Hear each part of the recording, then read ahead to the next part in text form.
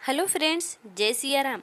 क्या आप जानते हैं कि महाभारत युद्ध की असली वजह क्या थी? यदि आप नहीं जानते तो वीडियो में अंत तक जरूर बने रहिएगा।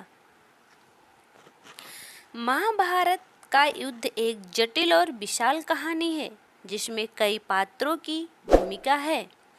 भगवान श्री कृष्ण को महाभारत के युद्ध से जोड़ा जाता है, लेकिन उन्होंने केवल अपना दायित्व निभाया।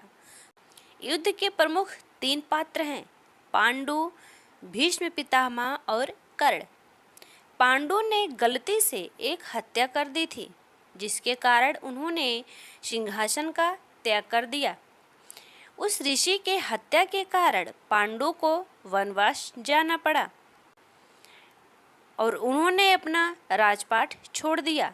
अगर पांडु ने हत्या नहीं की होती तो धृतराष्ट्र जैसे अयोग्य व्यक्ति के पास राज्य नहीं आता। महाभारत के इस युद्ध के जिम्मेदार भीष्म पितामह भी हैं। उन्होंने राज्यसभा में दुर्योधन द्वारा किए गए द्रौपदी यानी पांचाली का अपमान देखा, लेकिन फिर भी वो मौन रहे।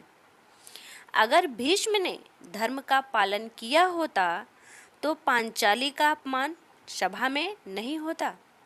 इस घोर अपमान के बाद पांडवों ने कौरवों से बदला लेने की ज्वाला भड़क उठी।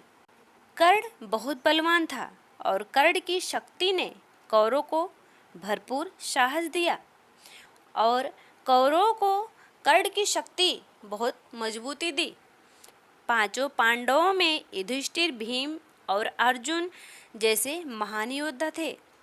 कर्ण की उपस्थिति ने कौरवों को साहस और ताकत दिया, अन्यथा वे पांडवों का सामना नहीं कर पाते। और ये आप भी जानते हैं कि विजय हमेशा सत्य की ही होती है। सत्य परेशान हो सकता है, लेकिन विजय नहीं प्राप्त कर सकता। यदि कर्ण अपने अपमान को भुलाकर पांडवों का साथ देते तो ये युद्ध टल सकता था। यदि कर्ण कौरवों का साथ नहीं देते, उनकी ताकत नहीं बनते, तो कौरव पांडवों को उनका राज्य वापस दे देते, जिसके कारण महाभारत का युद्ध नहीं होता। कर्ण, भीष्म और पांडु की गलतियों ने महाभारत के युद्ध की परिस्थितियों को जन्म दिया। यदि इनमें से कोई भी पात्र सही समय पर सही निर्णय लेता तो महाभारत का युद्ध टल सकता था। इसीलिए इन्हीं लोगों के कारण से महाभारत का ये घमासान युद्ध हुआ। वीडियो को अंत तक देखने के लिए धन्यवाद। जय सिया राम।